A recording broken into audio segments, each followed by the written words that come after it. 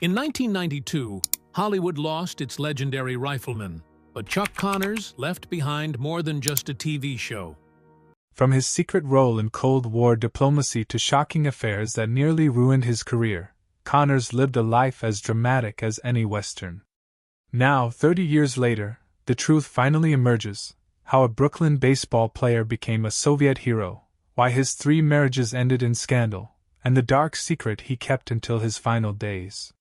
Chuck Connors was born as Kevin Joseph Aloysius Connors on April 10, 1921, in Brooklyn, New York.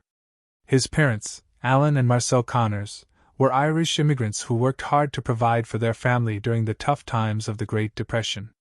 Chuck's father worked as a longshoreman, and his mother took on small jobs to help make ends meet. Life wasn't easy, but it taught Chuck the value of hard work. Chuck grew up in a working-class neighborhood, spending a lot of time playing sports at the Bay Ridge Boys Club. He loved baseball and dreamed of one day playing for the Brooklyn Dodgers. At 14, Chuck's life took a big turn. His talent for sports caught the attention of scouts, and he was offered an athletic scholarship to Adelphi Academy, a private high school in Brooklyn. This was a big opportunity for him, and he made the most of it. At Adelphi, he excelled in multiple sports: baseball, basketball, football, and even track. On the baseball field, Chuck was a strong first baseman, and in 1939, he was named one of the top high school players in Brooklyn. After graduating high school, Chuck had more than 25 colleges offering him athletic scholarships. He chose Seton Hall University in New Jersey, where he played both basketball and baseball. On the basketball court, he was a backup center, using his height and defense to help the team win, but it was baseball where he really stood out. In one memorable game in 1942, Chuck hit 2 home runs and had 6 RBIs, catching the attention of professional scouts. During this time, Chuck finally got the nickname he is known for. While playing first base, he would yell, "Chuck it to me!" and the name stuck. Chuck's college years were interrupted by World War II. In 1942, he joined the Army and trained at Fort Knox. Because of his height and athletic skills, he was chosen to be a tank warfare instructor. He later worked at West Point, training soldiers and even teaching famous football players who went on to win national championships. Despite being in the military, Chuck stayed close to sports. He played semi-professional baseball in Brooklyn during his free time and even played professional basketball in the American Basketball League. After serving 3 years in the Army, Chuck was honorably discharged in 1946. After leaving the Army, he joined the Boston Celtics during their very first season in 1946. Standing 6 feet 5 inches, he played as a forward and center. Connors played in 49 games that season, scoring an average of 4.5 points per game. His best game came on December 13, 1946, when he scored 15 points in a close win against the Providence Steamrollers. But his basketball career didn't last long. In February 1947, after just a few months with the Celtics, Connors left to chase another dream. Baseball. On May 1, 1949, he got his big chance with the Brooklyn Dodgers, but it didn't start well. In his one and only game for the Dodgers, Connors hit into a double play, and the team lost. Instead of giving up, he worked hard in the minor leagues, playing for teams like the Montreal Royals. In 1951, he made it back to the majors with the Chicago Cubs. That season, he played 66 games and had some big moments. On July 18, 1951, he hit his first home run against the New York Giants. A month later, on August 26, he hit another one, also against the Giants. By the end of the season, Connors had 48 hits and a batting average of .239, not bad for someone who split his time between 2 sports. Chuck Connors' Hollywood story began in the most unexpected way. In 1952, he was playing baseball for the Los Angeles Angels, a minor league team. One sunny afternoon during a game against the Sacramento Solons, something unusual happened. Chuck hit a massive home run. It wasn't just any home run, it cleared the fence and caught the attention of someone in the crowd, Billy Gordon, a casting director from MGM. Billy couldn't ignore Chuck's tall, strong frame and rugged face. After the game, he walked right into the locker room and handed Chuck his card. He told him, "You should think about acting." But Chuck didn't take it seriously. He was focused on baseball and didn't see himself as an actor. Then, just a couple of weeks later, Chuck hurt himself during a game. It wasn't serious, but it gave him time to think. Out of curiosity, he decided to visit MGM and see what this acting thing was about. To his surprise, they offered him a screen test right away. He gave it a shot, and they liked what they saw. Just 3 days later, Chuck signed his first Hollywood contract. That quick decision changed his life forever. His first role was in a movie called Pat and Mike, a romantic comedy starring two huge Hollywood stars, Spencer Tracy and Katharine Hepburn. Chuck's part was small. He played a police captain, but it was still a big moment for someone who had just started acting. On his first day of filming, Chuck was excited but nervous. He arrived early and spent hours getting ready. His scene didn't happen until late that night, but when the cameras finally rolled, he nailed it in just 2 takes. Spencer Tracy even pulled him aside after and told him, "You've got something. Stick with it." Those words meant the world to Chuck and gave him the confidence to keep going. After that, Chuck dove headfirst into acting. He took on every role he could find, big or small. Between 1952 and 1958, he appeared in over 20 movies. One of his most memorable early roles was in Disney's Old Yeller, 1957, where he played Bernie Sanderson. The movie was a huge hit, and that helped Chuck get noticed even more.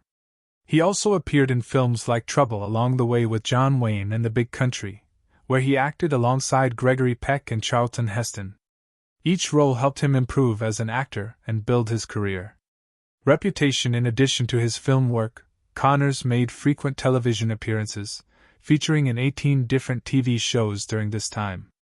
Balancing both film and TV was uncommon for actors back then, but Connors' work ethic and versatility allowed him to succeed in both mediums. These 6 years of hard work, diverse roles, and screen time totaling over 1,400 minutes prepared him for the next chapter of his career. Chuck Connors became famous as Lucas McCain in The Rifleman, but it didn't happen right away. In 1957, Connors played a father in Disney's Old Yeller. The producers of The Rifleman saw his performance and thought he was perfect for their show. At first, Connors said no because the pay was less than what he earned doing other acting jobs. But the producers really wanted him, so they offered more money and even gave him 5% ownership of the show. That convinced him to take the role. Once Connors was cast, he started training to prepare. He practiced horseback riding and learned how to spin and shoot a rifle in a way that looked cool on camera. He worked with a gun expert named Rod Redwing to master the moves. Connors practiced so much that his hands got sore and blistered, but he didn't stop until he got it just right. The show premiered on September 30th, 1958, and people loved it immediately. Over 14 million viewers tuned in to see the first episode. Connors' character, Lucas McCain, was tough but also kind, especially with his son Mark, played by Johnny Crawford. The father-son bond became one of the most loved parts of the show. Critics said Connors did a great job showing both strength and emotion. The rifle in the show was also a big deal. It wasn't just a regular rifle, it was a Winchester 1892 that had been modified to make it unique. The lever was made extra large so Connors could spin it in a flashy way. This spinning move became his signature and was shown at the start of every episode. The rifle was also able to shoot really fast because of a special screw in the trigger. This made for exciting scenes where McCain could outgun a bunch of bad guys in seconds. The rifle was so popular that Winchester later made a similar model for fans in real life. But the show wasn't just about action. What made The Rifleman different was its focus on family. Lucas McCain was a widowed father raising his son alone in the Old West. This wasn't common on TV at the time, where most families were shown as having both parents. The show often explored the challenges Lucas faced as both a father and a protector. In one episode, he struggled with letting Mark testify in court because he worried about his son's safety. In another, Lucas had to control his own anger while teaching Mark how to deal with emotions. The relationship between Lucas and Mark felt real, and it connected with a lot of viewers.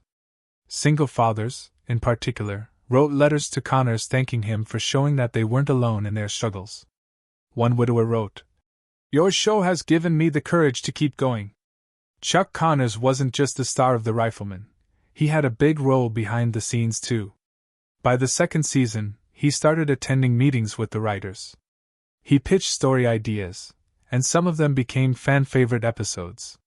One of these, The Photographer, was inspired by an experience Connors had with an overexcited fan during his baseball career.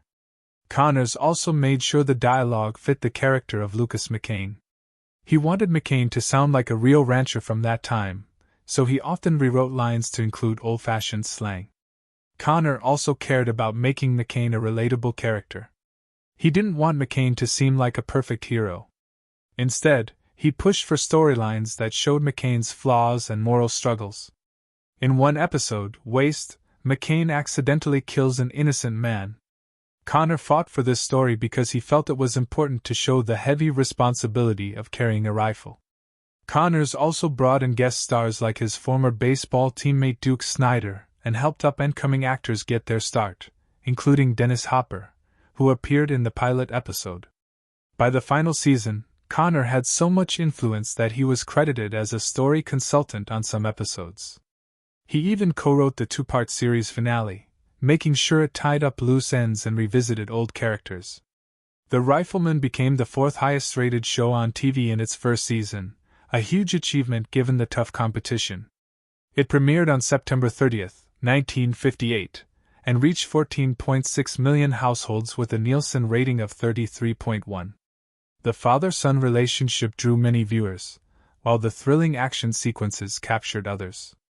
By February 1959, 78% of viewers said they watched the show for the family bond, while 92% of male viewers aged 18 to 49 enjoyed the action.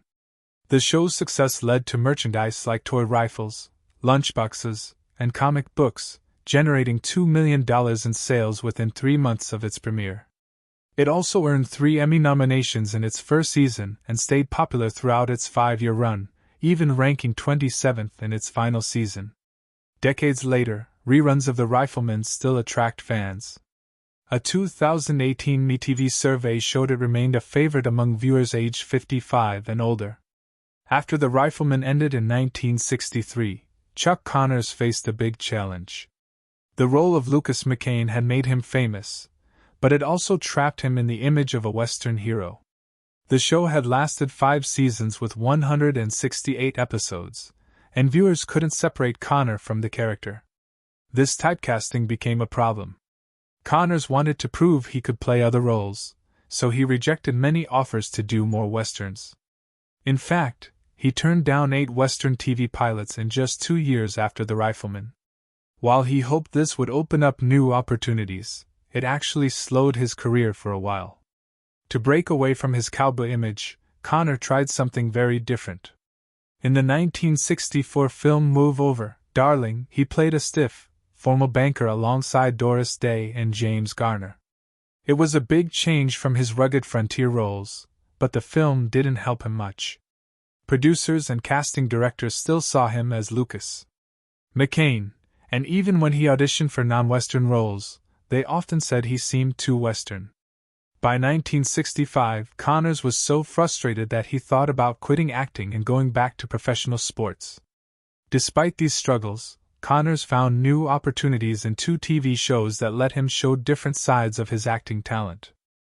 In Arrest and Trial, 1963 to 1964, Connors played John Egan, a defense attorney. The show was ahead of its time, splitting each 90-minute episode into 2 parts: the investigation led by a detective and the courtroom drama with Connors as the lawyer. Wearing a suit instead of cowboy gear, Connors showed he could play a polished intellectual character. Critics praised his performance, but the show was cancelled after just 1 season. In 1965, Connors returned to a Western with Branded, but this time the story was unique. He played Jason McCord, a cavalry officer falsely accused of cowardice and kicked out of the army. The show focused on McCord's journey to clear his name and regain his honor. It ran for 2 seasons with 48 episodes and gave Connors a chance to play a more complex and emotional character than his previous straightforward heroes. Connors' most powerful performance came in 1977 when he played Tom Moore in the groundbreaking miniseries Roots. The series followed the history of an African-American family from slavery to modern times. Connors portrayed a cruel plantation owner, a role completely different from his past. His chilling performance showed the brutal realities of slavery without turning Moore into a caricature. The show was a massive success, with its final episode watched by around 100 million viewers. Connors' role earned him an Emmy nomination, a rare honor that highlighted his ability to take on challenging, controversial characters. In the later part of his career, Connors appeared in B-movies and TV guest spots. One of his most memorable roles was in the 1979 horror film Tourist Trap, where he played Mr. Slayan, a creepy museum owner surrounded by sinister mannequins. The film didn't do well at first but later became a cult classic. Connors also took on unusual roles, like battling aliens in the low-budget sci-fi movie The Day Time Ended, 1980. On TV, he made appearances in popular shows like Fantasy Island, The Love Boat, and Murder, She Wrote. In the horror action series Werewolf, 1987 to 1988, he played the villain Janos Skorin, showing a darker side of his acting. Chuck Connors' personal life was full of love, heartbreak, and drama, much like the characters he played on screen. His first marriage was to Elizabeth Jane Riddell, or Betty, a model from Montreal, Canada. They met in 1948 during one of Chuck's baseball games when he was playing for the Montreal Royals. Betty came from a wealthy family, and their romance moved quickly. They got married on October 1, 1948, when Chuck was just 27 and still figuring out his career. Together, they had 4 sons, Michael, Jeffrey, Stephen, and Kevin. At first, everything seemed perfect, but when Chuck's acting career took off, especially after he landed the Rifleman in 1958, things started falling apart. He was away for long periods filming and working, and rumors about him being unfaithful began to spread. Behind the scenes, their relationship became strained. In 1961, Betty discovered he was having an affair with an actress on one of his film sets. That was the breaking point for her. She filed for divorce, and it was finalized in 1962. Although they stayed polite in public, it was later revealed that Betty had threatened to expose his affairs unless Chuck agreed to her terms during the divorce. Chuck's second marriage happened in 1963. He married Kamala Devi, an actress he had met on the set of Geronimo. Kamala was born in Mumbai, India, and her mixed Indian and British heritage made their marriage stand out in Hollywood at a time when interracial relationships were still rare. They worked together in many shows and movies like Branded and Cowboy in Africa, and people admired their strong connection on and off screen. But things weren't always smooth between them. Kamala wanted Chuck to try more sophisticated roles, but Chuck felt his rugged cowboy image was what made him successful. This difference in their goals caused tension. The marriage also faced issues because of Chuck's reputation for being unfaithful. Despite their early passion, things started to fall apart, and in 1972, after 9 years together, they divorced. Their last movie together was called The Proud and Damned, which felt like a sad reflection of their own relationship by that time. Chuck's third marriage was his shortest and perhaps the most controversial. He met Faith Quabius on the set of Soylent Green in 1973, where she had a small role. Faith was much younger than Chuck, 33 years younger, to be exact. They got married on September 7, 1977, in a private ceremony in Mexico. Chuck, then 56, joked that they had been playing husband and wife on stage so much that they decided to make it real. But their marriage only lasted 3 years. By 1980, they divorced. Faith later accused Chuck of being abusive during their marriage, blaming his drinking for his behavior. Chuck denied the allegations, but the claims hurt his public image. Throughout his life, Connors was followed by rumors of affairs and tumultuous relationships. During his first marriage, whispers of infidelity began, and they never left him. One woman claimed she had a long-term affair with Connors in the 1960s and alleged he fathered her child, though this was never proven. On set, Connors' flirtatious nature became well known. Actress Joan Crawford once said he could charm the birds from the trees but couldn't stay loyal. His reputation even cost him professional opportunities, with some actresses refusing to work with him. In one infamous 1975 incident, Connors was reportedly caught in a compromising situation with a young actress at a party. The scandal was hushed up, but it reportedly lost him a major film role. His children from his first marriage spoke of the strain his lifestyle put on their family. Jeffrey Connors later shared that his father always chased thrills, which affected everyone around him. Despite the controversies, Connors rarely addressed the rumors. Near the end of his life, he reflected, "I've lived my life on my own terms. Some might not approve, but I have no regrets." Chuck Connors had strong political views that made him stand out in Hollywood. In 1967, when most people in Hollywood were against the Vietnam War, Chuck joined a pro-war parade in New York City. Many praised him, but others criticized him. Chuck didn't just talk about his beliefs. He worked hard to support them. He helped Republican candidates, especially Barry Goldwater, during the 1964 presidential election. This hurt his career, but Chuck didn't care. He once said, "I'd rather lose a job than give up my principles." In 1972, he was even asked to run for Congress, but he decided to stick with acting. The Vietnam War brought a lot of arguments in Hollywood, but Chuck stuck to his views. He supported the war and didn't agree with the protesters.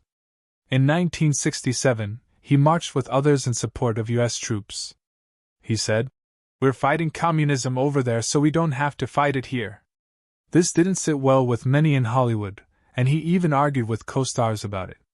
When he was filming Soylent Green, he had a heated debate with Charlton Heston about the war. Chuck didn't just talk, he showed his support by visiting Vietnam many times between 1968 and 1972.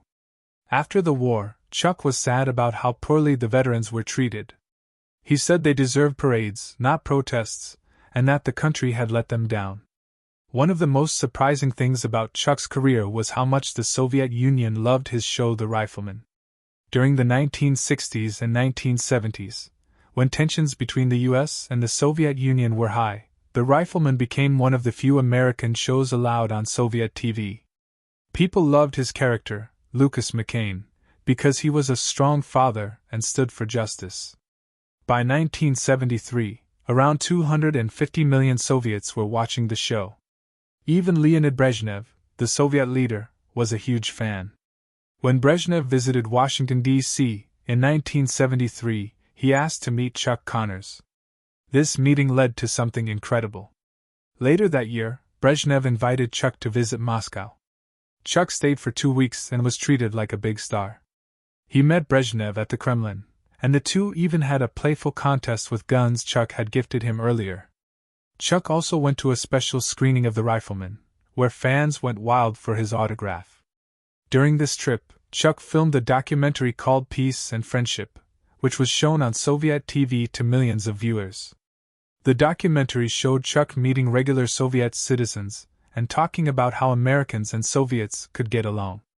A year before his death, Connors had one last special role. On November 3, 1991, he appeared in a TV movie called The Gambler Returns, The Luck of the Draw, which starred Kenny Rogers.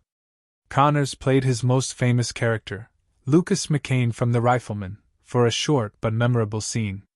He wore McCain's classic outfit and held the famous Winchester rifle. In the scene, McCain challenges the gambler to a shooting contest. Even though the scene was only about 90 seconds long, it was a fitting tribute to his legendary career. Brought back memories of Connors' most loved role, fans were thrilled to see him as McCain one last time. The moment was even more special because Johnny Crawford, who played his son Mark in The Rifleman, also appeared in the movie. They had a short but touching scene together, making longtime fans very happy. The movie got high ratings and was a perfect way to say goodbye to Connors' most famous role. In 1992, when he was 71, doctors found out he had lung cancer.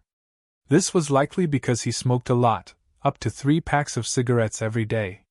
Fans were shocked because Connor was always seen as strong and healthy. At first, he didn't tell many people about his illness and kept making public appearances, but by October 1992, he became much sicker. On October 28, he was taken to Cedars-Sinai Medical Center in Los Angeles because he also had pneumonia, which made things worse. He stayed there for 13 days, fighting the illness while doctors tried everything they could. Sadly, on November 10, 1992, Connor passed away.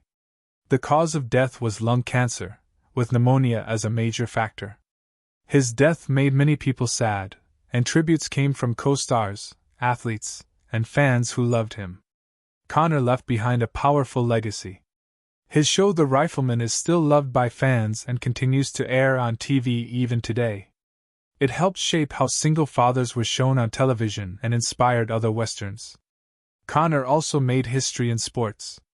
He was one of only 13 people to play in both Major League Baseball, MLB, and the National Basketball Association, NBA. In 1946, while playing for the Boston Celtics, he became the first player ever to break a backboard during a game. This happened before the Celtics' first home game during warm-ups. Connor's baseball career was short, but he made an impact in other ways. In 1966, he helped resolve a contract fight between the Los Angeles Dodgers and 2 pitchers, Sandy Koufax and Don Drysdale. This was an important moment that gave players more power in baseball.